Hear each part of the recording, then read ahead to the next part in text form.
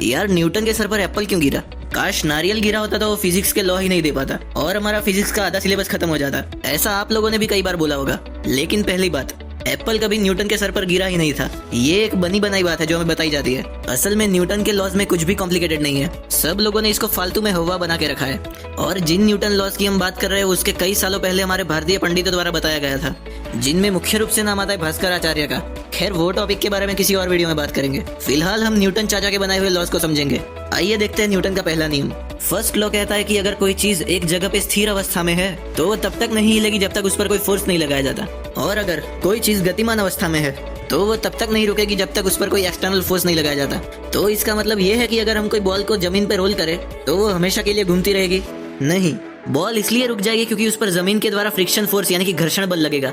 Ball सिर्फ उस condition में इनफाइनाइट टाइम तक गतिमान रहेगी जब तक सरफेस पर फ्रिक्शन जीरो हो, और ऐसी सरफेस रियल लाइफ में एग्जिस्ट ही नहीं करती।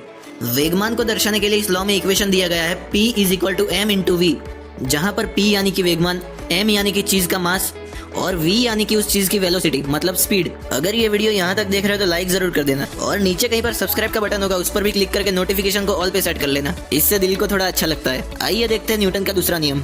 सिंपल भाषा में समझे तो अगर हम किसी चीज पर फोर्स लगाते हैं तो उसका एक्सेलरेशन बढ़ेगा। इसको ऐसे भी बोल सकते हैं कि जब हम किसी चीज का एक्सेलरेशन बढ़ाए तो उस पर लग रहा फोर्स भी बढ़ेगा। इसका इक्वेशन है फोर्स F = m/a, जहां पर m यानी कि उस चीज का मास और a यानी कि उस चीज का एक्सेलरेशन। अब ये इक्वेशन आया कहां से?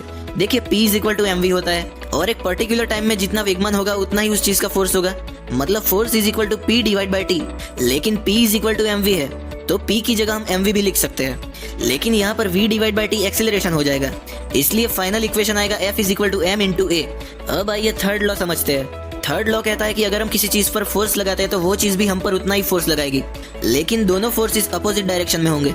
आपके मन में एक सवाल आया होगा कि अगर दोनों फोर्सेस सेम होंगे तो जब हम बॉल को लात मारते हैं तो बॉल क्यों बहुत दूर जाती है और हम वहीं पर खड़े रहते हैं? इसका जवाब है, उदाहरण के तौर पर अगर आपका मास 40 kg है और आपने 5 km/h की एक्सीलरेशन से 2 kg के बॉल को लात मारी तो वो बॉल पर करीब 100 km/h का एक्सीलरेशन लगेगा, और F = ma होता है। इस वजह से आपका बॉल पर लगाया हुआ फोर्स 200 न्यूटन होगा और बॉल का भी आप पर लगाया हुआ फोर्स 200 न्यूटन होगा। सिंपल सी भाषा में आपका मास ज्यादा होने की वजह से आप वहीं पर ही खड़े रहेंगे। वीडियो अच्छा लगा तो लाइक कर देना और अपने सभी दोस्तों के साथ शेयर जरूर करना। मिलते हैं अगले वीडियो में।